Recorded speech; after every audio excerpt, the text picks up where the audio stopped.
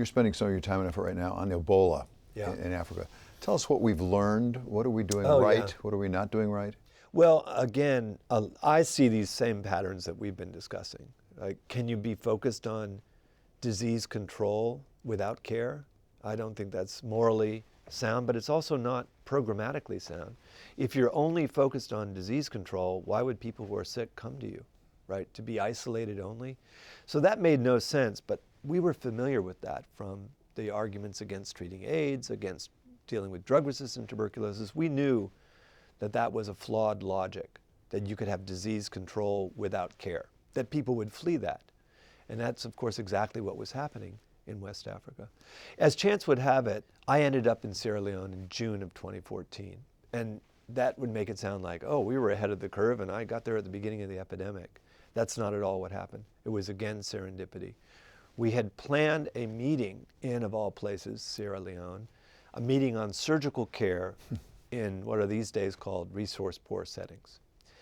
And the epidemic wasn't identified initially, right? In December of 2013, that's when it's held to have started. But it wasn't until May that cases in Sierra Leone were acknowledged. It started in Guinea and spread to Sierra Leone and Liberia. And we already had planned this meeting, and our colleagues, I'd never been to Sierra Leone, so this was a first for me, but our colleagues did not want us to cancel the meeting. And I had a number of surgeons ask me, should we really have this meeting in Sierra Leone in the middle of an Ebola epidemic? And I got to say, Ebola isn't spread through medical conferences. Legionnaire's disease, maybe, but not Ebola. And so we went there and saw the beginnings of the collapse of their health system. And then again, it takes time. For me to return to Sierra Leone would mean nothing.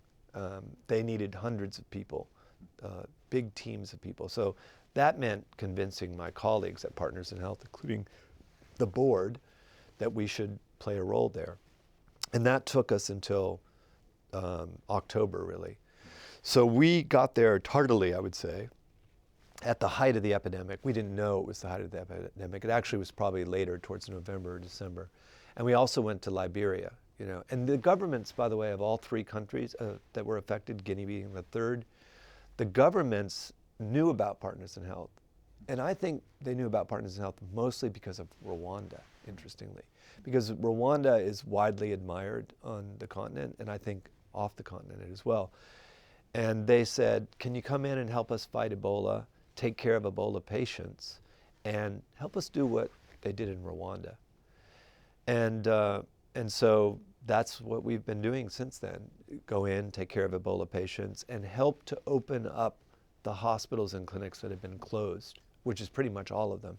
All schools were closed, medical schools, nursing schools, major hospitals, because that's where Ebola spreads, is usually inside clinical settings. And if there are no clinical settings open, where does it spread?